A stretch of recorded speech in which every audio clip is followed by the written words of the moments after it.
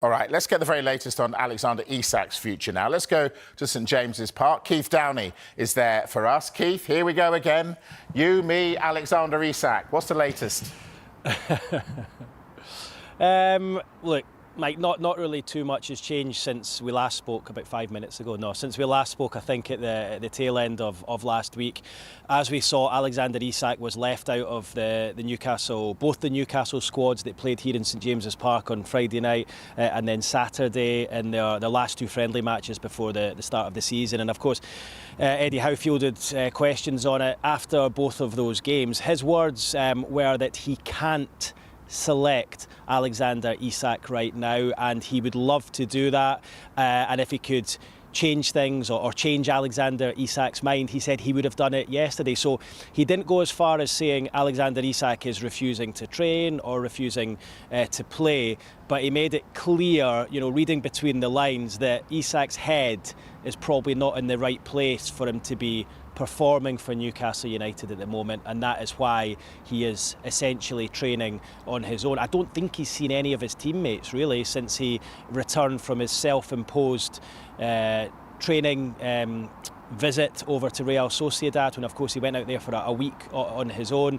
The rest of the players have all been training as normal in the mornings, and Alexander Isak's been turning up round about 3-4 o'clock in the afternoon to put himself through his own paces. So look, it's becoming a bit of a toxic situation, isn't it? Not what Newcastle want ahead of the new season, and Eddie Howe says he doesn't see that changing ahead of their trip to Villa Park in the season opener on Saturday lunchtime. I don't think we're going to see anything definitive to this situation until the transfer window is closed. We know Liverpool have made one bid, £110 million plus add-ons. That was flatly rejected by Newcastle, and I've been saying for a number of weeks now, Newcastle will only allow Alexander Isak to go if, one, they receive a huge offer that they can't refuse, I think anything round about £150 million, and two, they're able to get a ready-made replacement. They tried and failed for Benjamin Sesko last week. Of course, he went to Manchester United, and it feels like the options for Newcastle are now very thin on the ground. So I think as the days go on,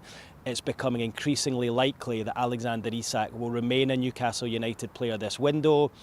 And of course, bridges are going to have to be mended, because the Newcastle fans are not happy with what they've seen from his conduct over the last couple of weeks. So it feels like a lot of work is going to have to be done behind the scenes to ensure that they can get together. Newcastle need him, he needs Newcastle, and move on into the start of the season.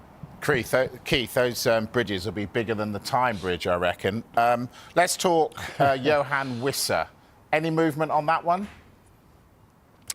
Yeah, well, look, Mike, this is becoming a bit of a saga as well. Newcastle desperate to bring him in. He's desperate to come here to Newcastle. Of course, as we know, he's not been involved with Brentford in their last couple of pre-season friendlies or really in training either. We're told that Brentford want to bring in a replacement first before allowing him to leave. Not dissimilar, really, from the Alexander Isak situation here. But again, this one has dragged on for a couple of weeks too. I think if Newcastle had their way, they would like to have him in before the match against Aston Villa on Saturday. Look, there still is a chance of that, but it's a domino effect, isn't it? Because they are waiting on Brentford bringing someone else in themselves, and of course they then need to agree a fee with Brentford. But it's been a protracted one, that one. But I still do expect him to sign for Newcastle. It's just not been quite as simple as many would have hoped. OK, and what about at the other end of the pitch, in defence? One in, one out, is that the situation?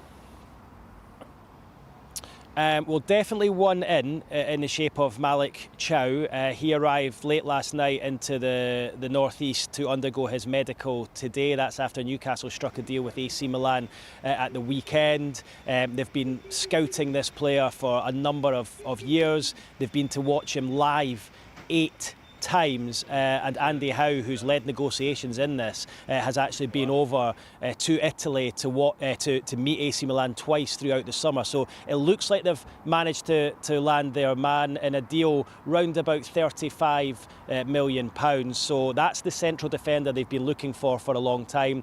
You asked me about one out. I think you're alluding there to Kieran Trippier. I'm not saying that he's going to leave, but my information is that AS Monaco are interested in the Newcastle right back and are hoping to explore a deal. Now, I don't think Newcastle will want to lose Kieran Trippier. He's a vital cog within the club. You know, he's one of the go-to players for Eddie Howe in terms of his leadership behind the scenes. And of course, remember, he was the first signing after the takeover, the PIF takeover back in October 2021, and he's helped attract a number of players to the squad. So Newcastle will not want to lose him because they're a little bit light at the back at the moment, but some definite interest there from AS Monaco in his services. Remember, he's only got 1 year left on his Newcastle United contract.